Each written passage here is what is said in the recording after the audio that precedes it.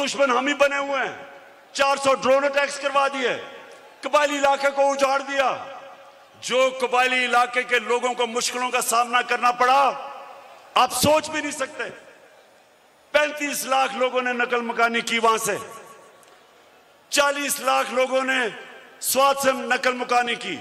या मेरे 2 x ministers बैठे हुए हैं, मुराद सईद, इसकी वालदा को एक उसी जंग में स्वात में जब बम फटा तो उसकी वालदा के सर पे लगा, अभी तक वो कोमा में है, सालों से वो कोमा में पड़ी हुई है।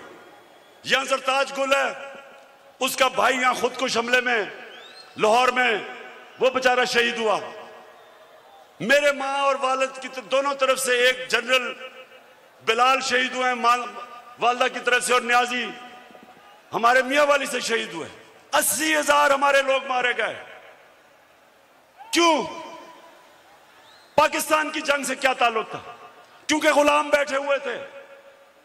हमें कुर्बान किया गया किसी की खातिर, और हमें दुनिया में जिल्लत मिली।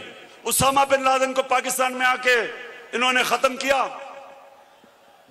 कोई 3 दिन कोई बोला नहीं।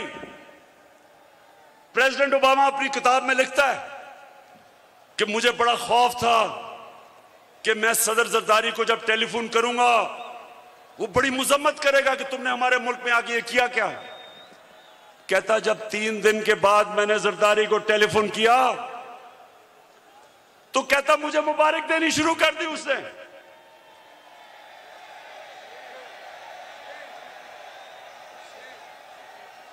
किसी के मुल्क में आके जो आपकी जंग लड़ रहा है, उसी मुल्क में आके आप किसी को मार दें और आपको बताएं भी ना, और वो सारी लीडरशिप हमारी पैरों में पड़ी हुई थी।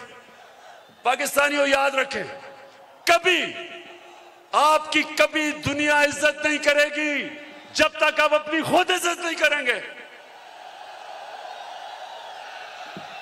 तो मैं आज आपके पास जो पैगाम लेके आया हूं वो ये कि हमने फैसला किया है कि पाकिस्तान की हकीकी आजादी की तहरीक चलाना।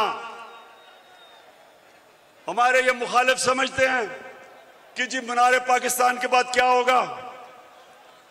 कान खोल